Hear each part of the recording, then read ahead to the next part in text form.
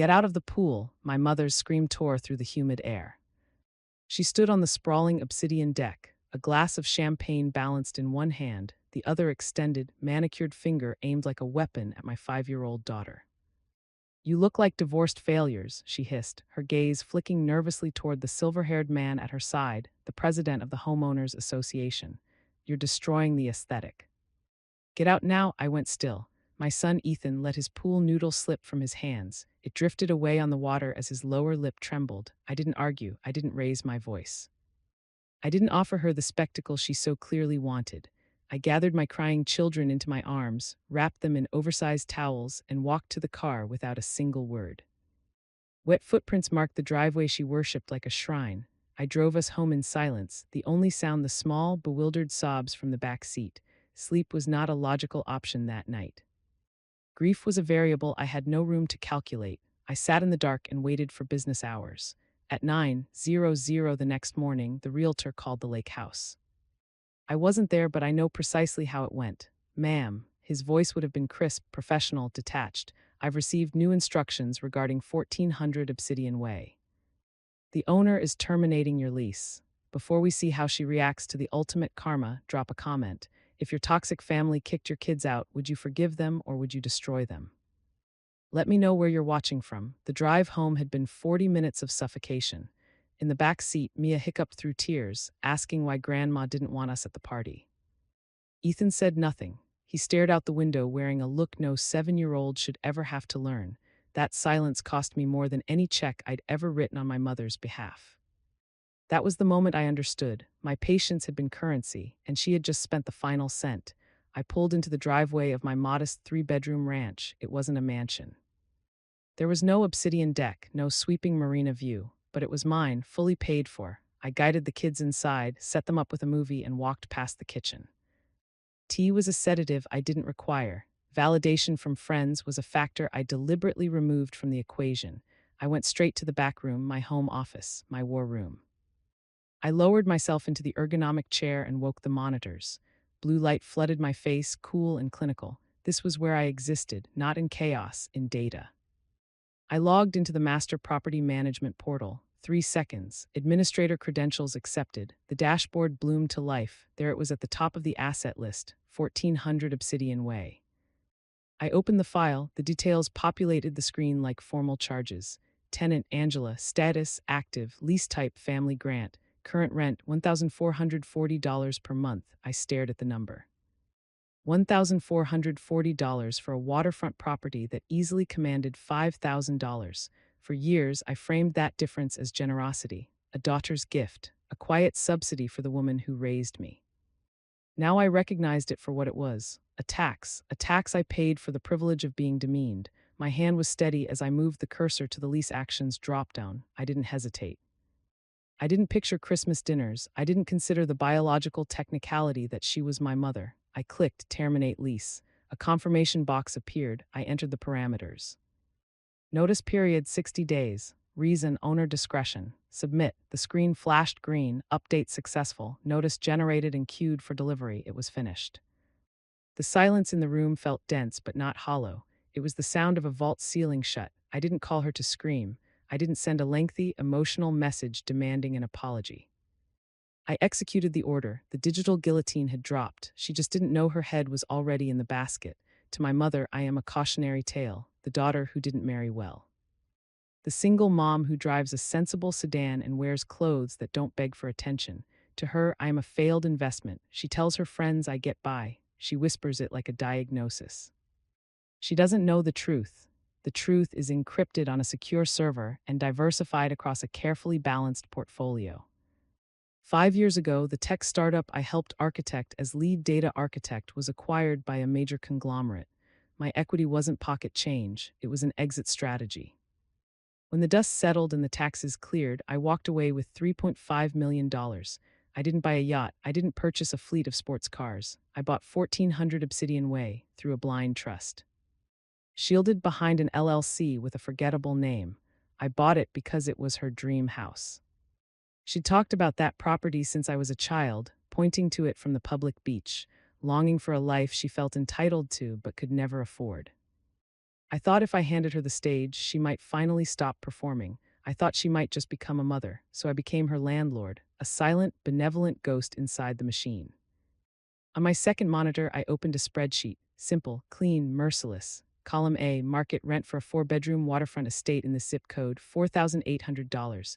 Column B, rent charged to Angela, $1,440. There was no profit. I barely covered taxes and insurance. Every month, I quietly absorbed a $3,360 deficit. Over 5 years, that totaled nearly $200,000. $200,000 of my wealth poured silently into the foundation of her ego. For years, I labeled it kindness. I told myself this is what good daughters do. They share the harvest. But staring at the glowing cells, the illusion finally fractured. This wasn't kindness, it was ransom. I had been paying the keep the peace tax. It's a hidden fee every scapegoated child understands. The cost of swallowing insults to avoid escalation. The price of financial support given in exchange for emotional scraps. My generosity hadn't purchased love, it had only rented tolerance. And yesterday at the pool, even that expired. The notification hit their inboxes at 10:17 a.m. I know because I watched the status shift from sent to delivered. The email was sterile, bureaucratic. Notice to vacate 1400 Obsidian Way. Lease status terminated. The reaction wasn't panic, it was denial. My personal phone lit up first. My sister Chloe, she didn't ask if I was okay. She didn't apologize to her niece and nephew. Did you do something? She texted. Mom got some weird spam email from the rental company. She's freaking out. You need to call her and apologize for ruining the vibe yesterday. You made her look unstable in front of the HOA board. Ruining the vibe, that was their currency. Reality was irrelevant. Atmosphere was everything. Then Angela's messages began. Not please, attacks. You ungrateful child. I try to give you a lovely afternoon and you throw a tantrum. Now the universe is punishing me with this computer glitch. Fix your energy, Jasmine. You attract chaos. She believed the eviction notice was a software error caused by my bad aura. The delusion was almost admirable. Responding would imply guilt. I conserved bandwidth. Instead, I opened Instagram. Chloe's story was already live. She was filming from the detached guest lodge, the studio I paid extra to renovate, green juice in hand, filter flawless. Family drama is exhausting, she sighed to her followers. My sister showed up yesterday looking like a total mess. It's sad when people let themselves go. Her kids were wild. Anyway, ignore the negativity. Influencer boot camp starts in 10. I watched it loop 3 times. She mocked the sister who funded her housing, insulted the children whose inheritance she was sipping green juice in, and publicly advertised unauthorized commercial use of the property. A notification chimed from the management portal. Incoming tenant dispute. Angela had submitted a formal ticket. To whom it may concern, she wrote, tone pivoting from abusive mother to aggrieved victim. This notice is clearly an error. I am the owner's mother. We have an understanding. Please correct immediately or I will contact my attorney. I looked from the venom on my phone to the polite desperation on my monitor. They attacked Jasmine the failure. They begged the anonymous landlord for mercy. They didn't realize we were the same person. Their absence of remorse wasn't merely disappointing, it was clarifying. It erased the final thread of hesitation. I wasn't dealing with family. I was dealing with tenants who had violated every clause of human decency. I closed Instagram, archived the texts without reply. Emotion had expired. It was time for the audit. The messages continued throughout the afternoon. Angela sent sprawling lectures about loyalty and blood. Chloe sent screenshots of engagement metrics as if internet popularity were legal tender. I didn't block them. In a war of attrition, silence is a shield. Information is ammunition. Back in the portal, I saw Angela had filed a secondary claim, asserting partial ownership by virtue of family ties. A lie, but lies on paper become legal problems. I needed documentation. Evidence of breach. I navigated to the Vendor Services tab and selected my property manager, a man named David, who was known for his lack of humor and his attention to detail. I flagged the request as urgent for cause. The cause was simple: evidence of unauthorized commercial activity and potential property damage. I authorized a surprise inspection to occur within 24 hours. The report hit my inbox the next morning at 8:15. It was a PDF file, 18 pages long, dense with high-resolution photos. I opened it. The first few images were standard, but page 4 made my jaw tighten. The custom Brazilian walnut floors in the main foyer floors I had hand-selected for their durability and warmth were destroyed. Deep, jagged gouges ran across the grain, the result of moving heavy furniture without protection to clear space for their parties. It wasn't just wear and tear, it was negligence born of entitlement. I scrolled down. Page 12 covered the guest lodge. The space I had designed as a quiet retreat was unrecognizable. KH Low had transformed it into a production studio. There were professional lighting rigs bolted into the drywall, damaging the structure. There were racks of merchandise blocking the fire exits. And there, taped to the wall, was a printed schedule for her influencer boot camp listing ticket prices of $300 per head. She wasn't just living there. She was running an unlicensed commercial enterprise on a residential lease. I didn't feel the sting of betrayal anymore. I felt the cold satisfaction of a prosecutor holding a smoking gun. This wasn't a family dispute, this was a breach of contract. Violations of Clause 9, preservation of premises, violation of Clause 14, commercial use prohibited. I opened a new document. I didn't compose a daughterly plea. I drafted a notice of lease, violation and demand for cure. I cited the specific clauses. I attached the photos of the damaged floors with an estimated repair cost of $12,000. I attached the screenshots of KH Low's ticket sales. I didn't ask them to stop. I informed them that their security deposit was forfeit and that they were now liable for damages exceeding $20,000. I converted the document to PDF and uploaded it to the portal. I hit send. They wanted to play games about status and appearances. I was done playing. I was shifting the battlefield from the dining room table to the courtroom. They thought they were fighting a family member they could bully. They were about to realize they were fighting a plaintiff they couldn't afford. The forensic audit provided the ammunition, but the legal review provided the kill shot.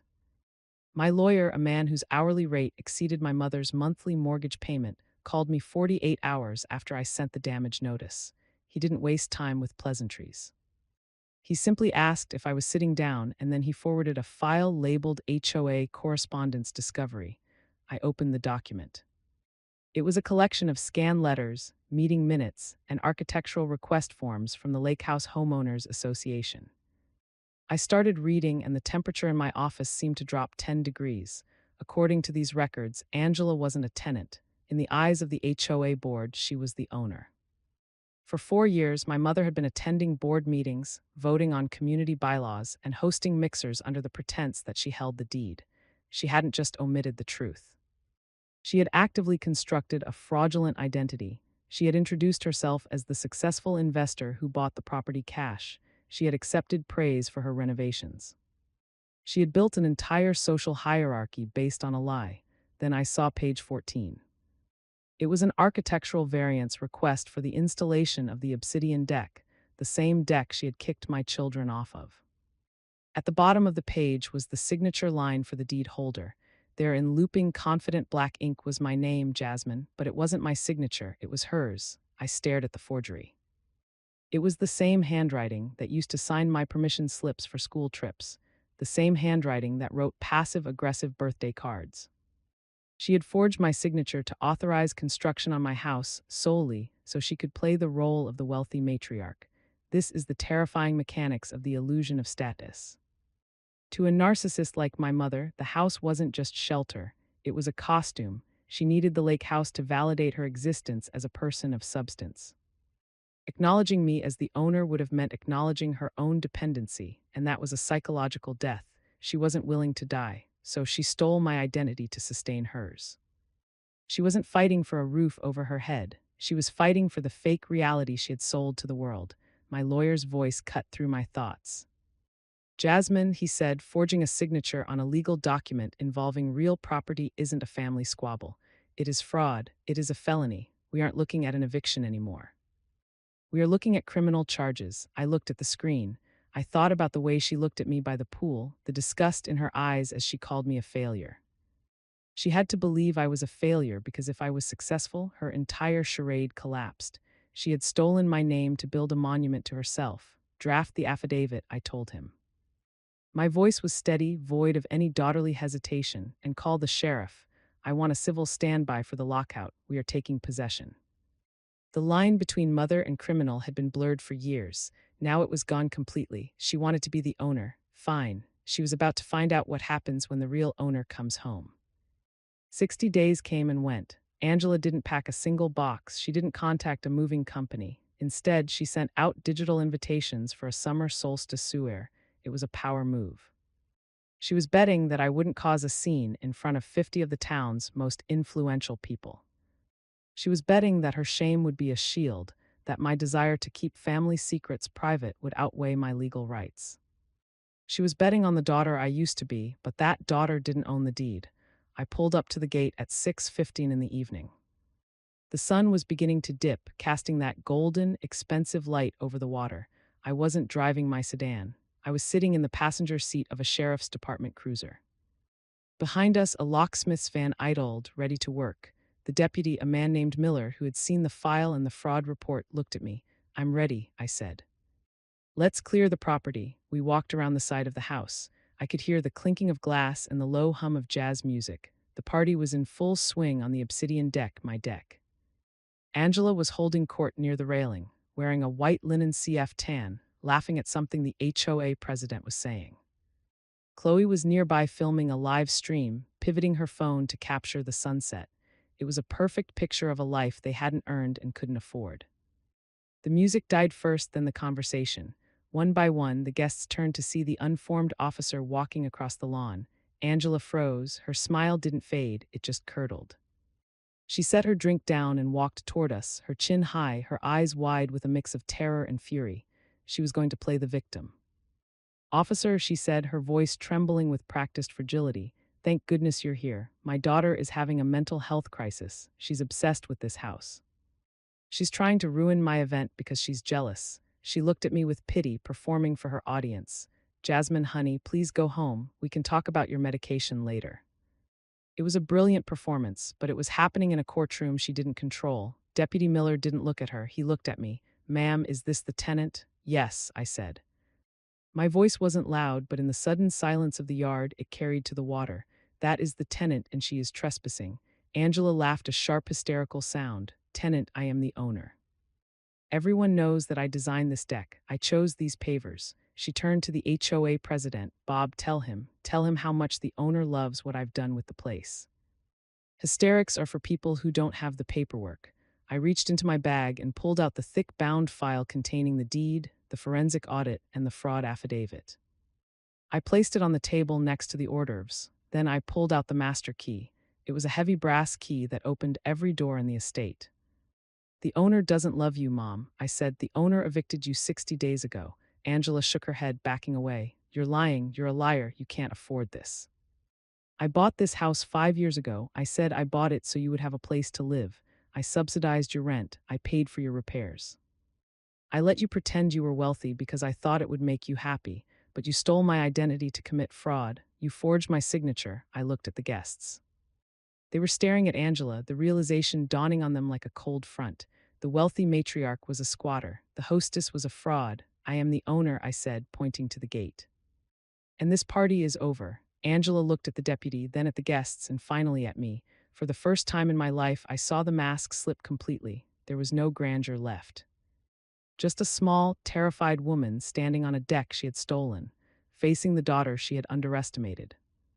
"Eviction executed," I said to the deputy. "Remove them."